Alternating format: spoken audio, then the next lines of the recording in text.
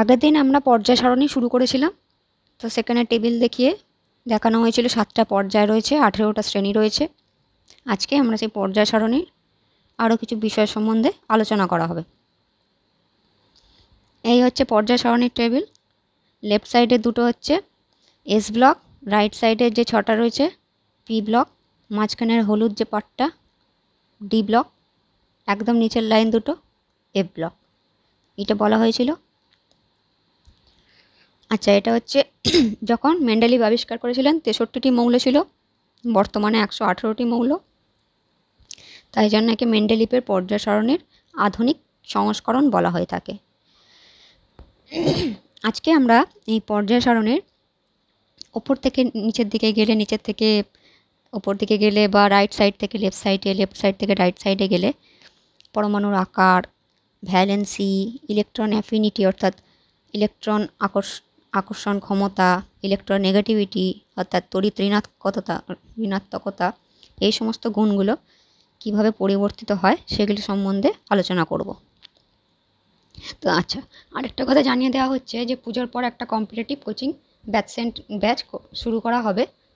তো যদি কেউ রেলে গ্রুপ ডি বা এনটিপিসি সামনে আবার যে বেরোবে সেটার জন্য, বা পরের যে গ্রুপ ডি আবার হবে, এছাড়া আরও যে অন্যান্য পরীক্ষার এখন ফর্ম ফিল আপ শুরু হয়েছে, সেগুলোর জন্য যদি কেউ কোচিং নিতে চাও তাহলে এই নম্বরে যোগাযোগ করতে পারো।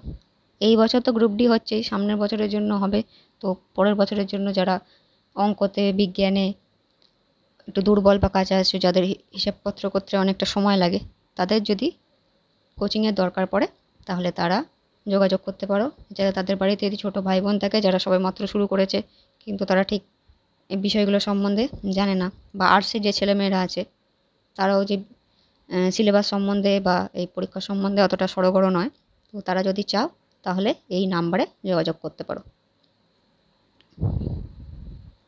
আমরা চলে আসবো আজকের বিষয়। আচ্ছা, অ্যাটমিক সাইজ। ওপর থেকে নিচের দিকে যত আমরা যেতে থাকবো অ্যাটমের সাইজ বাড়তে থাকে, ইনক্রিজ করে। আর লেফট সাইড থেকে রাইট সাইডে যত যাব ওই পর্যায় সারণীর ওই ছবি অনুযায়ী, তাহলে ডিক্রিজ করে। ওপর থেকে নিচের দিকে সাইজ বাড়ে আর বাঁ দিক থেকে ডান দিকে সাইজ কমে। এটা হচ্ছে প্রথম নিয়ম পর্যায় সারণী।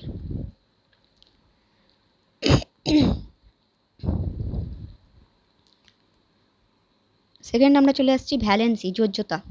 পিরিয়ড বরাবর অক্সিজেনের রেসপেক্টে যদি আমরা যাই 1 থেকে 7-এ বাড়তে থাকে, হাইড্রোজেনের রেসপেক্টে করলে 1 থেকে 4 অবধি প্রথমে বাড়ে, তারপর আবার কমে 0 হয়ে যায়।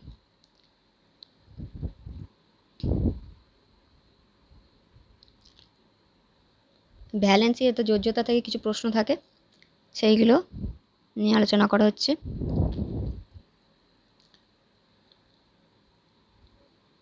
আচ্ছা, এই যে এখানে অ্যালকালি মেটাল অর্থাৎ ক্ষার ধাতুর ক্ষেত্রে ভ্যালেন্সি সবসময় 1 হয়। ক্ষারীয় মৃত্তিকা ধাতু অ্যালকালাইন আর্থ মেটাল সবসময় 2 হয়। অ্যালুমিনিয়াম নাইট্রোজেনের ক্ষেত্রে 3 হয়। এগুলো পুরো 1 নম্বরে কোয়েশ্চেন আসে, ঠিক করতে পারলে পুরো 1 নম্বর পাওয়া যায়, ভুল হলে নেগেটিভ, আর না করতে পারলে তো স্কিপ করে দিলে ব্যাস। এস ব্লকের ক্ষেত্রে সবার ভ্যালেন্সি সমান। পি ব্লকের ক্ষেত্রে ফসফরাস সালফারের 3-5 হতে পারে, 4-6 হতে পারে।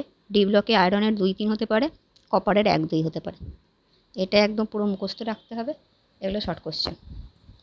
অক্সিডেশন স্টেট, +1 হচ্ছে হাইড্রোজেনের ক্ষেত্রে, -2 হচ্ছে অক্সিজেনের ক্ষেত্রে, পারক্সাইডের ক্ষেত্রে আবার -1 হয়ে যায় অক্সিজেনের। F2 এর ক্ষেত্রে +2, +1 হচ্ছে সোডিয়াম পটাশিয়াম, +2 হচ্ছে ম্যাগনেসিয়াম ক্যালসিয়াম স্ট্রনসিয়ামের ক্ষেত্রে, -1 আবার হচ্ছে ফ্লুরেনের ক্ষেত্রে, সবসময় অলওয়েজ। আর 0 হচ্ছে ন্যাচারাল মলিকুল যেগুলো তাদের ক্ষেত্রে।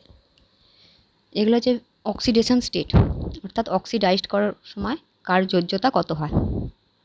হাইড্রোজেনের সব ক্ষেত্রে 1, অক্সিজেনের সব ক্ষেত্রে -2।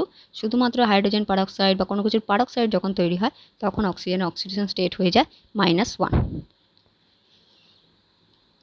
মেটালিক ক্যারেক্টার অর্থাৎ ধাতব ধর্ম, যেটা লেফট থেকে রাইটে যত যাওয়া যাবে ডিক্রিজ করবে অর্থাৎ কমে যাবে, আর আপ থেকে ডাউন অর্থাৎ উপর থেকে নিচে যত যাওয়া যাবে ইনক্রিজ করবে, বেড়ে যাবে। ইনক্রিজ মানে বাড়া, ডিক্রিজ মানে কমা। সেম আয়োনাইজেশন এনার্জির ক্ষেত্রেও লেফট থেকে রাইটে গেলে ইনক্রিজ করবে আর আপ থেকে ডাউনে গেলে ডিক্রিজ করবে। মেটালিক ক্যারেক্টারের উল্টো ঠিক। ওটা উপর থেকে নিচে গেলে ইনক্রিজ করে, এটা ডিক্রিজ করে। আর লেফট থেকে রাইটে গেলে ডিক্রিজ করে, এটা ইনক্রিজ করে। আয়নাইজেশন এনার্জি, অর্থাৎ আয়নিত হওয়ার যে শক্তি বা এনার্জি এটা। এরপর আমরা দেখে নেবো আরও দুটো তিনটে ক্যারেক্টার। আচ্ছা, ইলেকট্রন এফিনিটি আর ইলেকট্রোনেগেটিভিটি, এই দুটোই হচ্ছে লাস্ট। ইলেকট্রন অ্যাফিনিটি যত আমরা লেফট থেকে রাইটের দিকে যাব ইনক্রিজ করবে, আর আপ থেকে ডাউন অর্থাৎ ওপর থেকে নিচের দিকে যত যাব ডিক্রিজ করবে। ইলেকট্রোনেগেটিভিটিও তাই, লেফট থেকে রাইটে ইনক্রিজ করে, আপ থেকে ডাউনে ডিক্রিজ করে।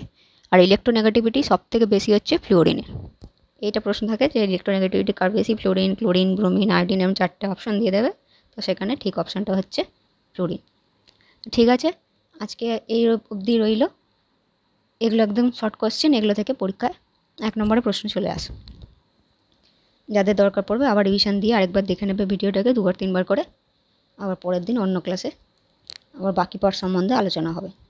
আর যেটা বলে দেওয়া হচ্ছে, যদি নিজেরা কম্পিটিটিভের জন্য প্রিপারেশন নিতে চাও একদম বেসিক লেভেল থেকে ধরে ধরে, তাহলে এই নাম্বারে, বা নিজের বাড়ির কোনো ছোটো ভাই বোন আছে যারা কম্পিটিটিভের জন্য পরীক্ষা দিতে চায়, তো তাদের জন্য এই নম্বরে যোগাযোগ করো। এই গেল তাহলে আজকে পিরিয়ডিক টেবিল সংক্রান্ত কিছু শর্ট কোশ্চেন। আবার নেক্সট দিন বাকি সমস্ত বিষয় নিয়ে আলোচনা করা হবে। আরও যে অন্যান্য বিষয়গুলো আছে